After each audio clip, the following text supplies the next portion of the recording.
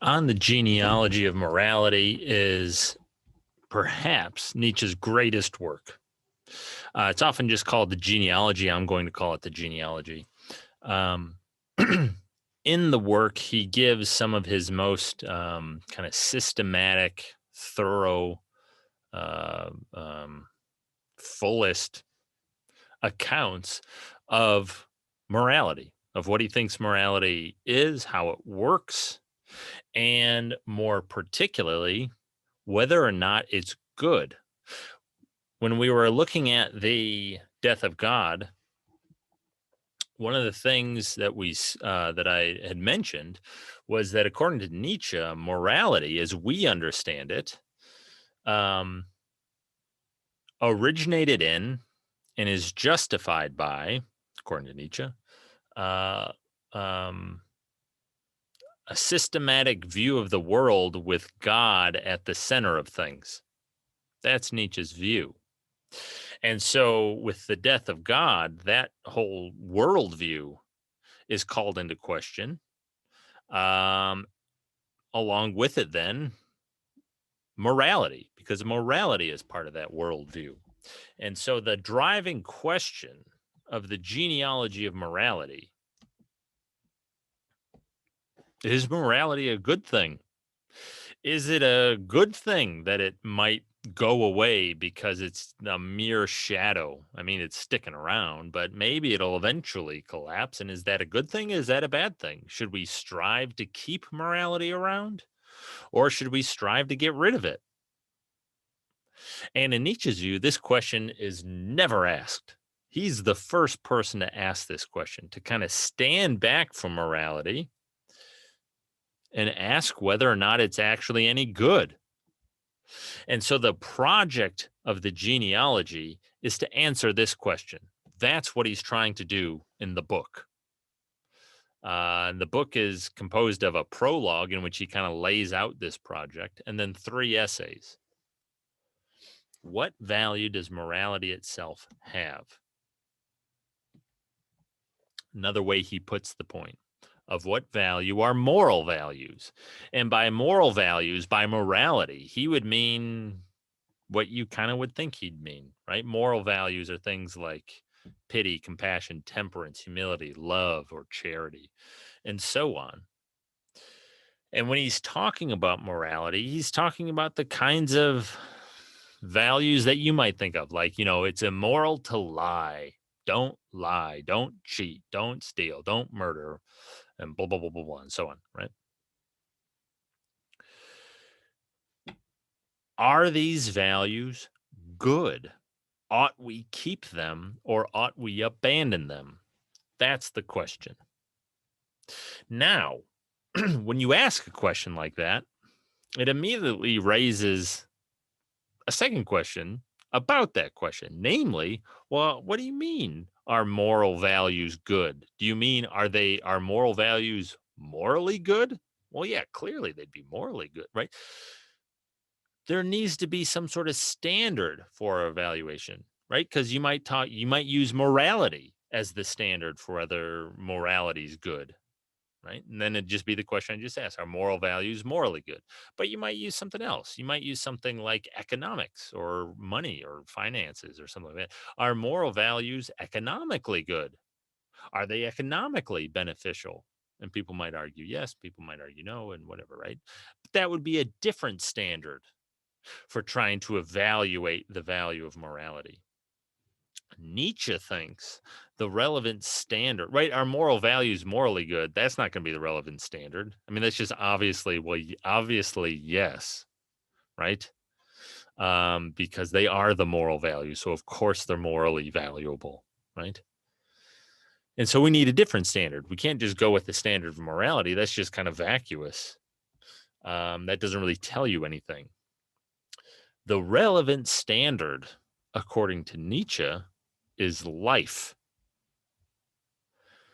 Are moral values good for life? That's going to be Nietzsche's question. And so we can reformulate it. That's the standard that he's going to be using. So we can reformulate his question, right? And the project of the genealogy is to answer this question. The reformulation of the question would be, have moral values encouraged and affirmed life, or have they frustrated and denied life? Well, to answer a question like this, we're going to need to know what exactly Nietzsche means by life, right? If we want to know whether or not pity, love, and so on are life affirming or life denying, well, we're going to need to know a little bit about what we mean by life. What exactly do we mean by life? Another passage I had you read from Beyond Good and Evil, section 259, addresses this question directly. Nietzsche's not so direct about this in the prologue to the genealogy. In Beyond Good and Evil 259, he is. And what he describes there is that life is a process of appropriation, injuring, overpowering the foreign and the weak, oppressing, being harsh, imposing your own form, incorporating, exploiting. As he puts it, life is precisely will to power. Well, where's this coming from? What's his idea here? He would say something like this. Look at living things out there in the world. Human beings, sure, fine. But also, tigers and koalas and aardvarks. How many animals can I name? Ferns and trees and grass and everything else. Yeah. All those things are alive. What do they all do? What do they all have in common?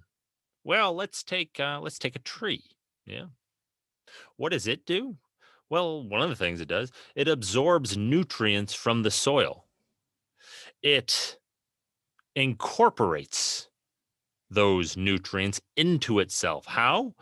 Well, by appropriating them, by reconfiguring those nutrients into something that it can use, into energy or whatever. I don't know exactly how trees work, right? It imposes a new form on that external material, right? That foreign material, right? So a tree overpowers, so to speak, these nutrients. It appropriates them and it incorporates them. It exploits them. It uses them for its own ends. And it imposes its own form on them. Right. And all of this is not conscious, right? It's not as though the tree is thinking about doing all this stuff. It's not as though we even think about doing all this stuff, right? When you eat a chicken nugget, say, your body is doing these same exact things. It's imposing its own form on that food. It's digesting that food. It's overpowering it, right? You could say it's exploiting it and it's incorporating it. That is the hallmark of life, right? And so when he says something like life is the will to power, that's what he's talking about. Go look at what living things do. They overpower. And what Nietzsche, and he argues this in other places, the hallmark of life is not actually self-interest, because there's all kinds of things going on in the animal kingdom and the plant world, whatever, right? Out in the world, the natural world. This is what Nietzsche argues, that are not in the interests really of the creature. They are rather what they're doing is simply trying to exert power in a way that might be self-destructive, actually. The real defining mark of life is not self-interest, because lots of living things act in ways that are detrimental to the self-interest.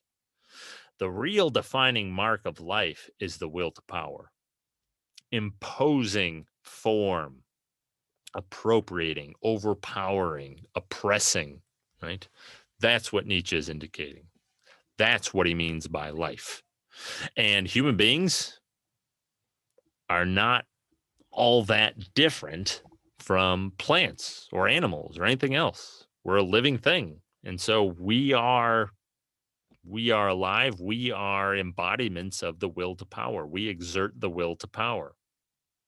Now, This, I'm not going to go into this in detail, but this should hopefully bring to mind, or maybe it does, and no, to some degree, at least comparisons with Aristotle, because Aristotle's own ethical project proceeds in a somewhat similar way. Aristotle thought life was really important. He had the De Anima, which is all about life and the various kinds of life. And when he turned to the ethics, to how human beings should live, it was crucially important to Aristotle. Well, what is the life that a human being lives, right? And a good life, according to Aristotle, right, or happiness, the thing that we want, the human good, is ultimately a matter of living life well, right? And so there is a kind of very general similarity between Nietzsche and Aristotle. But when it comes to what exactly life is, that's where we start finding divergence, right? So Aristotle, nutrition and growth, perception, then rational activity, whereas with Nietzsche, it's will to power, period. Who's right? Whatever. We're not going to get into that right now.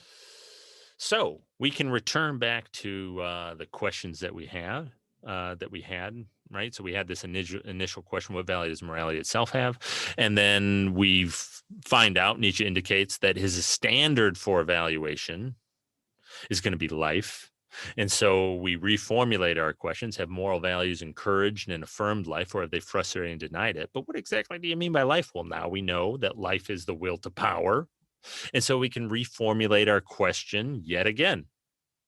Have moral values encouraged and affirmed the will to power, or have they frustrated and denied it?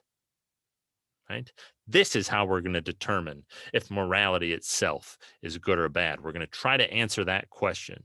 Does morality affirm and encourage the will to power, or does it deny it? If it affirms it, that's a tantamount to moral values affirming life. And that's tantamount to moral values being good.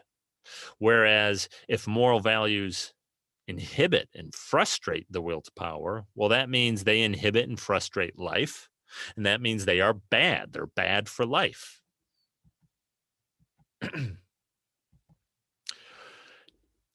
That's the question that Nietzsche is going to try to address. The project of the genealogy is to answer that question. Well, why is it a genealogy? What on earth does that even mean?